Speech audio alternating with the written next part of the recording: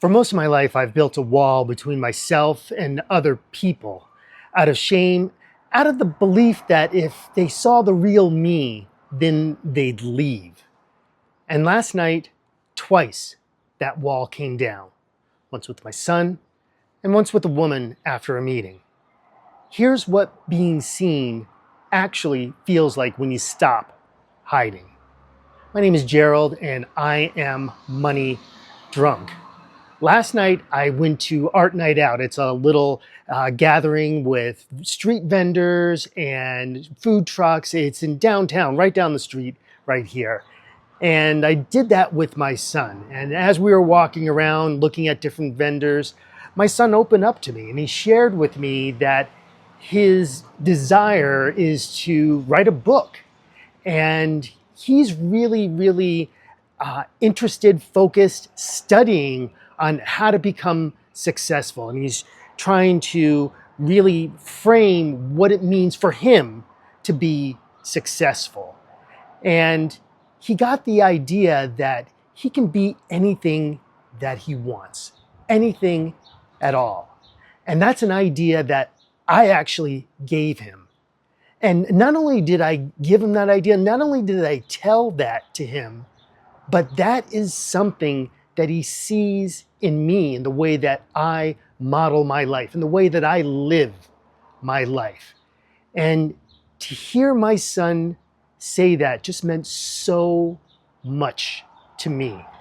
To hear my son say that he actually believes in me and believes in the way that I've been doing things. Because for so long, the only thing I thought I had to offer my son was failure and how to have a bad relationship with money. That's the only thing I felt I ever had to offer him. And I was afraid that he was going to take on so many of the bad money habits that my father passed along to me, or that I should say, that I learned from my father.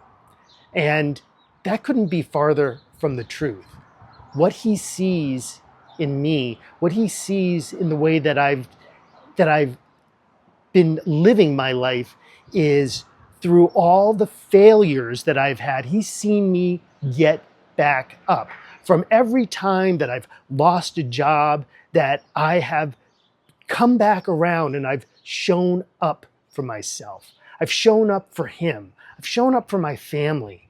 And that is exactly the legacy that I'm leaving my son. And that's what he sees being modeled for him and his life. And that's part of what he wants to write about, is what he's learned and what he's gathered in his short time that he's been on this earth. And then last night, I had this great interaction with this beautiful woman at a meeting. And after the meeting, I introduced myself to her and we had a little exchange. We smiled at each other.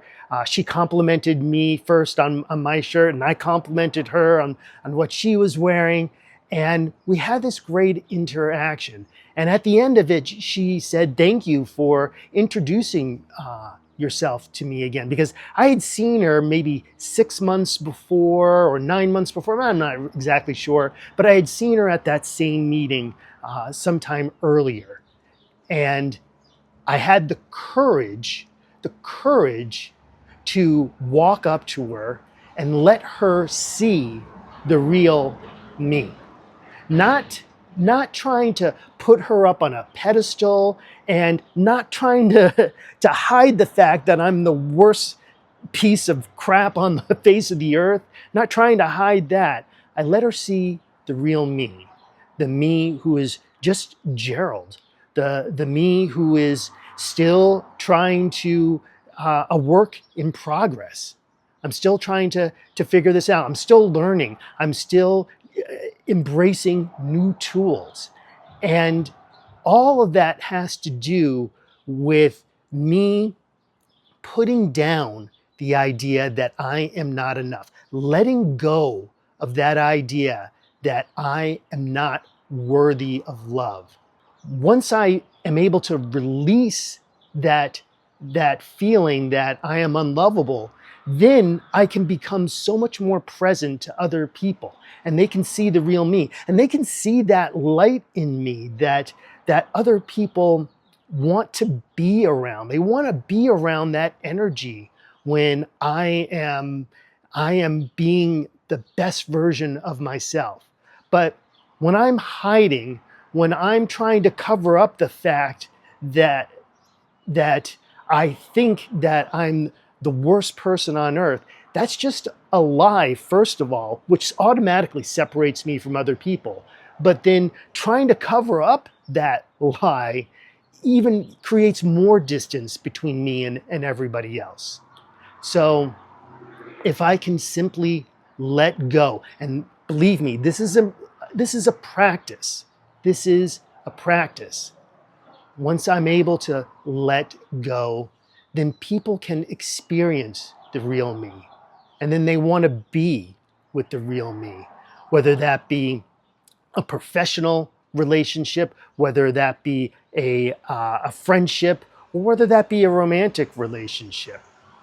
The key is that, and I'm going to tie this back to money, that being myself and being honest with who I am, being right sized, is the only way to be able to cultivate these relationships. And this is especially important when it comes to money, because if I try and hide, if I try and shrink, and if I try to be less than who I really am, then in the same way I'm shutting the door on love, I'm also shutting the door on love and abundance. I'm shutting the door on love and abundance. So the practice is the same. It's making myself available to receive, be able to receive, be able to write a different story that, hey, once I thought that I had nothing to offer, that I am not enough.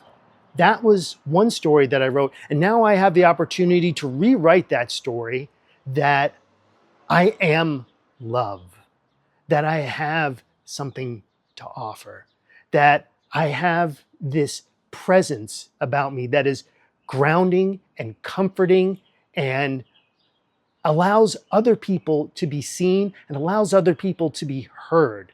That is the gift that I have to give to this world. And if I let that light shine, then not only is love able to come through, but abundance will be able to come through as well too.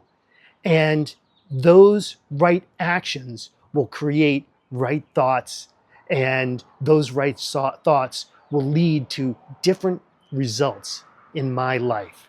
But the first step for me is setting down those limiting beliefs. This is a practice. This is something new that I'm learning. This is something that I'm willing to give up to a power greater than myself. You can call it God, you can call it the universe, you can call it whatever you like. But as long as it's not me that I'm trying to go round and round in my head, if I'm able to let go, then anything becomes possible for me. And this morning, I woke up. I woke up with a new attitude, with a new set of glasses.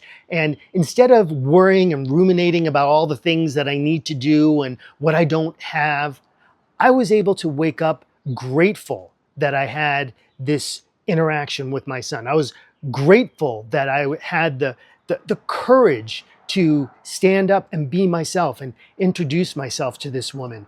I was grateful that I'm beginning to unlock and let go of these limiting beliefs that have been holding me back my entire adult life.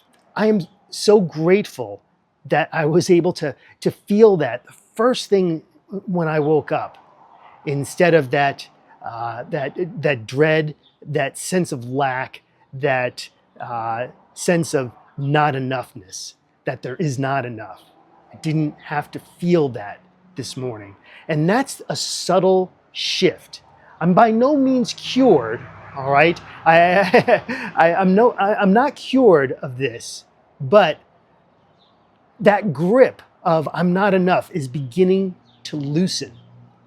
And as I continue to practice this on a daily basis, sometimes several times a day, those beliefs that have been stopping me, that have been running around my mind in money anxiety, that have been running around my mind in this financial shame, they begin to loosen. And once I'm able to let go, I can breathe, I can relax, and sometimes those thoughts come rushing right back in, and I can practice letting them go once more.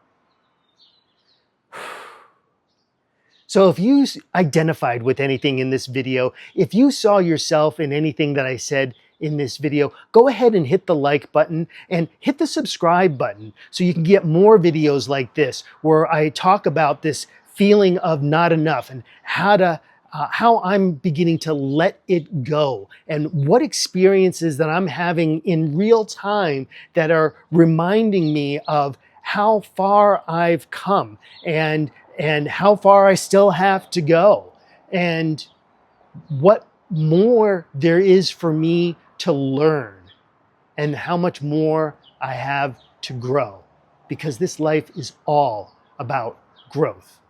And click that link down in the description too. Schedule a free call with me. Let's continue this conversation and join me on this journey as I continue to get money sober. Watch this next video right over here. I know that you're going to love it because it talks all about the things that we're facing each and every day with courage